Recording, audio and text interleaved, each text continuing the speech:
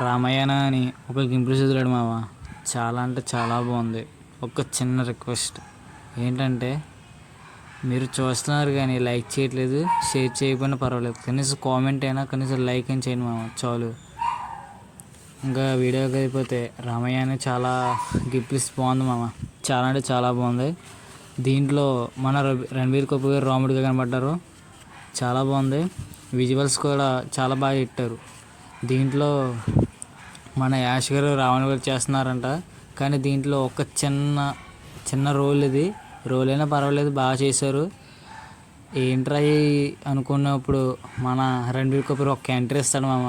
మన రణబీర్ కపూర్ గారి లుక్ అయితే కేక ఉంది మామ. కానీ ఈ మూవీని రెండు పార్ట్లుగా తీస్తున్నాడు. ఒకటైతే 2026లో దీపావళిలో తీస్తున్నారు, రెండో పార్ట్ 2027 దీపావళిలో తీస్తున్నారు మామ. మీకోసం అయితే లిటరల్లీ వెయిటింగ్ మామ. చాలా అంటే చాలా బాగుంటుంది అనుకుంటున్నాను. చిన్నపిల్లలు కూడా చూడొచ్చు ఈ మూవీ. అంటే రామాయణ కూడా చిన్నపిల్లలు కూడా తెలియదు. నచ్చితే సబ్స్క్రైబ్ చేయండి, షేర్ చేయండి. కూడా కొద్ది ర్యాంప్ ఉంది. చాలా అంటే చాలా బాగుంది. అదే కానీ గ్రాఫిక్స్ కానీ చాలా వర్కౌట్ అయ్యిందంటే ఆదిపురుషుని మాత్రం మామూలుగా వేసుకోరు ట్రోలింగ్.